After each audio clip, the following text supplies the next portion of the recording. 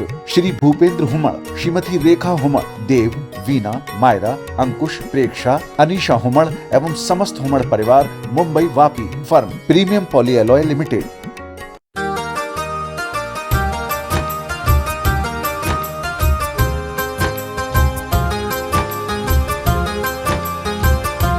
तो माँ की गोद में बैठना चाहता है। वो बच्चा जब बड़ा होने लगता है ना, तो गोद से दूर भागता है। बच्चा पहले उंगली पकड़ के चलता है, जब तक चलते नहीं बनता है। और जिस दिन बच्चे से चलना बन जाता है ना, वो माँ की उंगली पकड़ना नहीं चाहता है। ध्यान रखिए, ऐसा नहीं लगता है कि जैसे जैसे बच्चा किशोर होता है, हमारी गोद से बहुत दूर होता चला जाता है, वह हमारे पास आने से डरता है। एक बात याद रखना, औलाद बड़ी हो जाती है, माँ कभी बड़ी नहीं हुआ करती है। माँ तो हमेशा माँ हुआ करती है। ध्यान रखना, माँ कभी बड़ी नहीं होती, माँ कभी बूढ़ी नहीं हुआ करती है, वह हमेशा माँ ही बनी रहती है। औलाद बहुत बड़ी हो जाती है, इतनी बड़ी कि हमारा बेटा हमसे दूर हो जाया करता है। हमारा बच्चा जब पहले छोटा था, छोटी सी बालिकाएं थी, छोटा सा बालक था, स्कूल से आता था, एक एक बात शेयर करता था। मम्मी आज स्कूल में ये हुआ, माँ आज टीचर ने ये बोला, आज मुझे ऐसा हुआ, आज स्कूल में मेरे ये दोस्त बने, आज स्कूल में ऐसा मजा आया। एक एक बात बच्चा खाना खाते जाता था और माँ बाप से शेयर करते जाता था। आज तुम्हारा बच्चा बड़ा हो गया, कुछ तुमसे शेयर करना चाहता है, कुछ बात तुम्हें बताना चाहता है?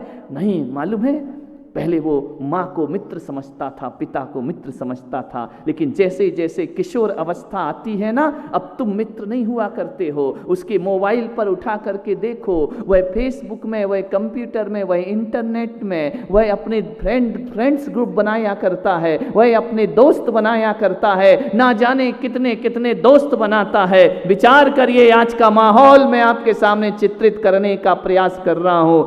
फ्रेंडशिप डे आता है, हजारों दोस्त फ्रेंड उसकी फेसबुक में बने हुए हैं। मान्यवर इंस्टाग्राम में फ्रेंड्स बनाता है, व्हाट्सएप में फ्रेंड्स बनाता है। कभी ख्याल करना, उस फ्रेंड्स ग्रुप में तुम्हारा नाम नहीं है, माँ बाप का नाम नहीं है कि तुम हमारे मित्र हो। किसका नाम है? जिनको तुम जानते भी नहीं हो। ध्यान रखना, तुम्हारा कहीं स्थान नहीं है। जैसे जैसे बच्चा किशोर होता है, वह तुमसे अलग होने का प्रयास करता है। उसके फ्रेंड्स ग्रुप में तुम्हारा कहीं नाम का उल्लेख नहीं हुआ करता है। मान्यवर, वो तुमसे दूर रहकर फोन में बात करना चाहता है, वह तुम्हारे सामने बात नहीं करना चाहता है। वह चाहता है कि मेरे कमरे में मम्मी पापा का प्रवेश भी नहीं होना चाहिए। जब वह रात रात मोबाइल चलाता है, तुमसे छिप करके बात किया करता है, वह माँ बाप के सामने अपने दोस्तों से बात नहीं करना चाहता है। ऐसा लगता है कि हमारी औलाद हमसे दूर भाग रही है धीरे धीरे। ध्यान रखना, इतनी दूर जाती है, इतनी दूर कि फिर वह विदेश पढ़ने चला जाता है, वहीं उसकी शादी हो जाती है, वहीं विवाह हो जाता है। फिर तुम बेटे का ऐसे इंतजार करते हो जैसे साल में कभी बेटियां ससुराल से पीहर आया करती थी 4-6 दिन को रक्षाबंधन के पर्व पर, ऐसी औलाद तुम्हारे पास आती है। विचार करिए, जो कभी माँ की कोख से जुड़ा रहा बच्चा, माँ की छाती से जुड़ा रहा बच्चा, आज क्या स्थिति उसकी है? वह तुम्हारे पास नहीं आना चाहता है। तुम कोई सलाह दो तो कहता है मम्मी आप बिल्कुल प्लीज, बिल्कुल डोंट गिव एडवाइस, मुझे देने की कोई जरूरत नहीं है। बच्चा आपसे इतना ही मतलब रखता है कि मेरे स्कूल की फीस कितनी है वो चुका दीजिए, मेरे कॉलेज की फीस कितनी है वह चुका दीजिए, और स्कूल कॉलेज में क्या फैसिलिटीज होती हैं वह मुझे दे दीजिए, बाकी मेरा तुमसे कोई रिश्ता नहीं है। ध्यान रखना, ज्यों ज्यों उम्र बढ़ती है, किशोर अवस्था आती है बच्चे की, क्यों करता है आखिर हमारे बच्चे ऐसा हमारे साथ? क्यों होता है हमारे जीवन में? एक बात याद रखना, जिंदगी में वो मोड़ जरूर आएगा, जिंदगी में वो मोड़ जरूर आएगा जब हमारा बच्चा खुद की दुनिया खुद बनाएगा। ध्यान रखना है, उसमें तुम शामिल नहीं होगे। ध्यान रखना, उसकी पत्नी होगी, उसके बच्चे होंगे, उसका परिवार होगा, तुम शामिल नहीं होगे उसमें। ध्यान रखिए मान्यवर, जिसे तुमने जिंदगी में शामिल किया वो जीते जी जिंदगी से तुम्हें आउट करने की तैयारी में लगा हुआ है। मान्यवर, आपसे निवेदन है क्यों ऐसा क्यों हो रहा है? माहौल हमारे घरों का, ऐसा वातावरण का निर्माण क्यों हो रहा है हमारे घरों में? कहीं ना कहीं कुछ ना कुछ तो गड़बड़ है ना मानने वाला। सोचना है, विचार करना है, आपको चिंतन करना है, आपको इस विषय में सोचना पड़ेगा। इस पीढ़ी को, इस पढ़ी लिखी पीढ़ी को हर कोई तुमसे दूर भागता है। बहू आती है ना, वह भी दूर भागने का प्रयास करती है, कोई तुम्हारे निकट नहीं आता। बताइए क्या दिक्कत है? और मालूम है, मैं आपसे बताता हूं कि 34 साल हो गए माता जी को देवलोक हुआ, समाधि हुई। तुम्हारे बच्चे तुमसे दूर भागना चाहते हैं और आज उनका वंश उनके पास आना चाहता है। हम पास आना चाहते, हम सोचते हैं कि काश वो आज भी जीवित होना चाहिए थी, आज भी हम उसके साथ होते तो जिंदगी कुछ ना कहीं की कहीं पहुंच गई होती। जरूर उनने जीवन में कुछ तो किया होगा, वरना 34 साल जिसको दुनिया छोड़े हो गई उसे उनके वंशज याद करें तो ऐसे कोई याद नहीं किया करता है। मान्यवर, जीवन में कुछ ना कुछ तो स्थापित करना पड़ता है। मैं अपनी जिंदगी में आपसे निवेदन करना चाहता हूं, कहीं ना कहीं हम फिसल रहे हैं अपने संस्कारों में, कहीं ना कहीं हमारी जिंदगी, आज देखता हूं कि मम्मी अपना फ्यूचर बनाने में लगी है, पापा अपना करियर बनाने में लगे हैं, बच्चे के लिए हमारे पास वक्त नहीं हुआ करता है। सब अपना अपना सोचते, मेरी किटी पार्टी कैसी होना चाहिए, मम्मी अपने फ्रेंड सर्किल ग्रुप को बना रही है, पापा का अपना फ्रेंड सर्किल ग्रुप है, बच्चों का अपना हो गया है। ये घर है या धर्मशाला है तुम्हारा? ध्यान रखिए, लगता ही नहीं है। ऑफिस से, दफ्तर से, दुकान से लौट कर आते हो, पत्नी टीवी देख रही है। अब तो टीवी भी गई एक तरफ, अब तो हाथ में टीवी है 24 घंटे। मोबाइल, पापा अपने में लगे हैं, मम्मी अपने में लगी है, बच्चे अपने कार्टून में लगे हुए हैं, दादा दादी चुपचाप तमाशा देख रहे हैं कि हो क्या रहा है यहाँ पर। विचार करिए, सब कोई अब घर में ये कहना नहीं पड़ता कि शोर मत मचाओ, मोबाइल दे दो, शांति अपने आप आ जाया करती है। ध्यान रखिए। एक बहू मेरे से बोली, मेरी सास बहुत बड़बड़ करती है, बहुत बड़बड़ करती, दिन भर टोंकती रहती है। मैंने कहा पागल हो गई क्या? बोले कोई उपाय बताओ। मैंने कहा फेसबुक चलाना सिखा दे, अपने आप शांत हो जाएगी। ध्यान रखना, विचार करिए, कितनी शांति घरों में आ गई। कैसा माहौल है ये? उत्सव उत्सव जैसे नहीं लगते हैं, त्योहार त्योहार जैसे नहीं लगते हैं। भाई बहन का रक्षाबंधन भी एक काम है कि बांधी राखी, निपट गया, दे दिए पैसे, हो गया, अगले साल देखेंगे। आत्मीयता नहीं है, प्रेम नहीं है, सौहार्द नहीं है, रिश्ता है निभाया जा रहा है, फोन में हाय हेलो हो गया। कौन भाई तड़पता है मेरी बहन मेरे घर में आना चाहिए, और कौन बहन इंतजार करती, वो भी कहती बच्चों के एग्जाम है भैया मैं भेज रही हूँ तुम ले लेना। अभी तो लिफाफे में आती है, कुछ दिन बाद तो मोबाइल में सेंड कर दी जाएगी, और तू भी मोबाइल में मिठाई और नोट सेंड कर देना। हो गया रक्षाबंधन, हो गया त्योहार। ये माहौल निर्मित हो रहा है हमारे देश में। मैंने कहा था मैं ज्ञान गंगा महोत्सव के माध्यम से अपनी खोई हुई पुरानी संस्कृति को उजागर करने का मैं प्रयास करूंगा कि आओ लौट चलो अपने घर की ओर, वापस लौट चलो। अरे कुछ नहीं रखा है आधुनिक सभ्यताओं में, सभ्यता तो वही है जो पुरानी हुआ करती थी। हर रक्षाबंधन पर बहन इंतजार किया करती थी, अब कोई इंतजार नहीं करता है।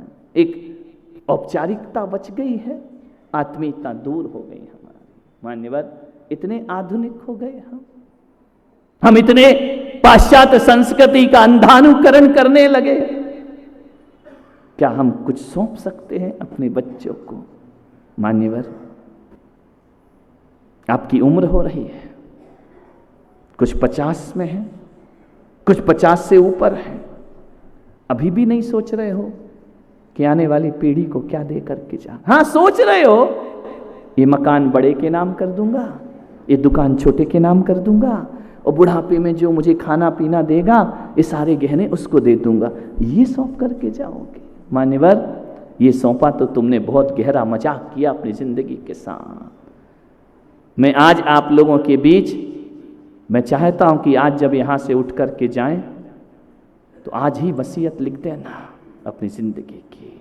ध्यान रखना, कुछ ना कुछ तो दे देना अपने बच्चों को, ऐसे ही नहीं मर जाना, नहीं तो सांस रुके, अटैक पड़े और चला जाए। हर जो माँ बाप जीते जी बच्चों का बंटवारा करके नहीं जाते हैं ना, उनके जाने के बाद उनके घरों में महाभारत हुआ करती है। ध्यान रखिए, समझदार माँ बाप वो हैं जो जीते जी अपनी संपत्ति का बंटवारा करके चले जाते हैं। मैं आपसे निवेदन कर रहा हूँ, अपने आने वाले बच्चों के लिए जीवन भर की लड़ाइयाँ सौंप करके मत जाइए, कोर्ट अदालत सौंप करके मत जाइए। जीते जी बच्चे इस बराबर के हो जाएं, एक समझदार व्यक्ति को वसीयत लिख करके चले जाना चाहिए। ध्यान रखना है, उसे बना लेना चाहिए अपनी वसीयत, लिख देना चाहिए अपनी विरासत। ये काम बहुत महत्वपूर्ण है, वरना तुम तो चले जाओगे और जीवन भर का खून खराबा उस घर में करके जाओगे। ध्यान रखिए, लिख करके जाओ अपनी वसीयत, बेटी को क्या देना, बेटे को क्या देना, किसको क्या देना है। नहीं तो कभी कभी ऐसा होता है कि कपूत औलाद निकल जाए और एक सपूत औलाद हो तो कपूत उस सपूत पर हावी हो जाया करता है। ध्यान रखिए, आपके बच्चे हैं, लिख दी आपने अपनी अपनी विल लिख दी महावीर पाठ में, कब लिखोगे? अनिल एडवोकेट वसीयत लिख दी? नहीं, दुनिया की निपटा रहे हो, लिख दो। महिलाओं से भी निवेदन है, जिंदगी का कोई भरोसा नहीं, पति पहले जाए या आप पहले जाए, इसे अपशगुन मत समझिए कि ये कैसा बोला जा रहा है, जाएगा निश्चित, ये सच्चाई है जीवन की। दो में से एक तो जाएगा, ध्यान रखना, दोनों एक साथ तो नहीं जाया करते हैं, दो में से एक जाएंगे। तो जीते जी ऐसी वसीयत बना लेना चाहिए कि मरने के बाद तुम्हारी पत्नी को बच्चों के आगे भीख ना मांगना पड़े। ध्यान रखिए, उनके सामने दामन ना फैलाना पड़े, उसे अपनी जिंदगी गर्व और स्वाभिमान से जीना पड़े। ध्यान रखिए, कुछ ना कुछ तो करके जाओ, इस तरह से विधवा और अनाथ करके मत जाइए अपनी पत्नी को। ध्यान रखिए, ये बहुत बड़ी सीख दे रहा हूं मैं तुम्हें, विरासत बांट करके जाओ। नहीं दोगे तो आए दिन सारा पैसा कोर्ट अदालत और कचहरी में चला जाएगा। ध्यान रखिए, आपसे निवेदन है, यही गलती हमारे बुजुर्गों ने की, यही गलती हमारे पूर्वजों ने की है, तभी तो आज तीर्थों पर मंदिरों पे झगड़े हो रहे हैं। और यही गलती कोई एक व्यक्ति ऐसा कर जाता है जो मेरे देश को बांट देता है, दो टुकड़े कर देता है, पाकिस्तान और हिंदुस्तान बना देता है, टुकड़े तो कर देता है, लेकिन वसीयत ढंग से लिख के जाता तो आज हम भुगत नहीं रहे होते आतंकवाद इस धरती पर। ध्यान रखना, आज जो देश भुगत रहा है, आज देश में आतंक के साए मंडरा रहे हैं, आजादी का जश्न भी आजादी से नहीं मना पा रहे हैं। हमें हर जुलूस निकलता है तो एक डर रहा करता है, एक भय रहा करता है। हमारे त्योहार पुलिस सिक्योरिटी में मनाए जाते हैं। ध्यान रखना, जब तक पुलिस ना लगे तब तक हम कोई जुलूस नहीं निकाल सकते हैं। ध्यान रखिए, विचार करना है। आज आपसे निवेदन है, जब हिंदुस्तान पाकिस्तान का बंटवारा हो ही गया था तो वसीयत का भी बंटवारा हो जाना चाहिए था कि हिंदुस्तान में रहने वाला हिंदू होगा, वहां जाने वाला सब मुसलमान होगा। लेकिन ऐसा नहीं हुआ इस देश में। आज भुगत रहा है 75 साल से ये देश। उनने गलती की है, मान्यवर मैं आपसे निवेदन कर रहा हूं, ऐसी गलती आप अपने परिवार में करके मत जाना। ध्यान रखिए, कुछ ना कुछ व्यवस्थित करके जाना, सब कुछ बिल्कुल दिमाग से व्यवस्थित करके जाना, और ऐसा करके जाना कि तुम्हारे मरने के 50 साल बाद भी उस घर में किसी वकील की जरूरत ना पड़े। ध्यान रखिए, ऐसी व्यवस्थाएं आपको घर में करके जाना चाहिए। कौन बोला वकील साहब फिर हमारे धंधे का क्या होगा? नहीं नहीं, तुम्हें मरने के बाद क्यों, मैं चाहता हूं कि तुमको जीते जी लोग अपने घर में बुलाएं। ध्यान रखना है, तुम्हारे बिना तो चलना ही नहीं है जिंदगी। ध्यान रखिए, क्या सौंपते हैं? वसीयत सौंपो। एक बात याद रखना, मैं संत हूं, मेरे पास भी कुछ वसीयत है, मैं सौंप करके जाऊंगा। जाने से पहले ये गला ऐसे ही नहीं फाड़ता हूं मैं, ये मेरी जिम्मेदारी है कि जिस समाज की रोटी खाई है, जिस समाज का पानी पिया है, जिस समाज ने हमें भगवान की तरह पूजा है, उस समाज को मैं कुछ ना कुछ दे करके जाऊं तो शायद उसकी पूजा से मैं उऋण हो सकता हूं। ध्यान रखिए, मुफ्त की रोटियां नहीं खाता है संत, मुफ्त का अंजलि भर पानी नहीं पीता है संत, कुछ ना कुछ तो इस पीढ़ी को देकर जाता है। फर्क इतना है कि मेरी वसीयत कुछ अलग तरह की वसीयत है। मेरी वसीयत मेरी नहीं, मेरे महावीर की वसीयत है, ध्यान रखना। और आपकी वसीयत आपके माता पिता की होती है। दोनों में फर्क इतना होता है कि आपकी वसीयत में धन दौलत होती है और मेरी वसीयत में धन दौलत नहीं होती है। मेरी वसीयत में कुछ नसीहतें होती हैं और ये नसीहतें स्वीकार कर लो तो दुनिया की किसी वसीयत की जरूरत नहीं हुआ करती है। मैं नसीहत की वसीयत लेकर के घूम रहा हूं, मैं तुम्हें नसीहतें दे रहा हूं। भगवान महावीर 2600 वर्ष पहले हमें भी कुछ नसीहतें दे करके गए थे, कुछ वसीयत दे करके गए थे। हमने उसे आज भी संभाला है। महावीर के 2 पुत्र हुए। भगवान महावीर ने 2 संतानों को जन्म दिया। जाने आप कहोगे कि उनकी तो शादी नहीं हुई, संतान कहां से पैदा हो गई? है उनकी संतान, बिना शादी के भी संतान। आप कहोगे बिना शादी के तो नाजायज औलाद होती है, लेकिन मेरा महावीर नाजायज थोड़ी, वो तो जायज इंसान है, जायज भगवान है। हाँ, उन्होंने 2 पुत्रों को जन्म दिया। एक पुत्र वो जो आज स्टेज पर बैठे हैं और एक पुत्र वो जो नीचे बैठे हुए हैं। ध्यान रखना। आपसे कोई पूछेगा आप किसके वंशज हैं? फलाने चंद, फलाना पाटनी, फलाने कासलीवाल, फलाने गोधा, ये मत बताना। जब भी कोई पूछे किसके वंशज हो, छाती चौड़ी करके कहना हम भगवान महावीर के वंशज हैं, भगवान महावीर के वंश में हमने जन्म लिया। गौरव के साथ कहना महावीर के उनके 2 पुत्र हुए, एक श्रमण और एक श्रावक। ध्यान रखना। उन्होंने अपनी वसीयत विरासत को बांट करके गए भगवान महावीर। 3 चीज तुम्हें दी और 3 चीज हमें दी। ध्यान रखना। सपूत कौन होता है? जो अपनी पिता की वसीयत को आगे बढ़ाया करता है, वृद्धि किया करता है। कपूत कौन होता है? जो पिता के द्वारा दी हुई संपदा का सर्वनाश किया करता है। अब आज फैसला करना है इस पंडाल में कि कपूत कौन है और सपूत कौन है। हमें भगवान महावीर ने, मेरे पिता ने 3 चीज दी थी, पिच्छी, कमंडल, शास्त्र। आज इस पंचम काल में भी उनके मुनि रूपी बेटे 3 चीज संभाले हुए हैं। ध्यान रखना। पिच्छी भी हमारे हाथ है, कमंडल भी हमारे साथ है और जिनवाणी हमारे हृदय में बैठी हुई है। ध्यान रखना। ये हमारे पिता की वसीयत है। ध्यान रखना। महाश्रमण भगवान महावीर की वसीयत है, ये हमें प्राप्त हुई है। और हमने इन 2600 वर्ष में हम जैसे पुत्रों ने उनकी वसीयत को बढ़ाया है। आज सुबह से शाम गाड़ी लेकर निकल जाओ तो शाम तक आपको 400 पिच्छी के दर्शन हो सकते हैं। ध्यान रखिए, इतना सौभाग्य तुमने अर्जित किया है। पिच्छीधारी संत बन सकते।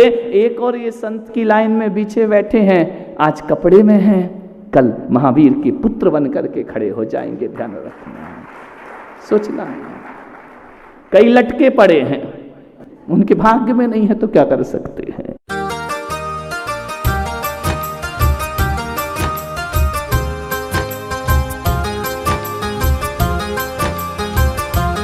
इस कार्यक्रम के पुण्यार जत्थे जिन शरणम तीर्थ ट्रस्टी एवं गुरुदेव के अन्य भक्त श्री भूपेंद्र हुमड़, श्रीमती रेखा हुमड़, देव, वीना, मायरा, अंकुश, प्रेक्षा, अनीशा हुमड़ एवं समस्त हुमड़ परिवार, Mumbai Vapi firm premium poly alloy limited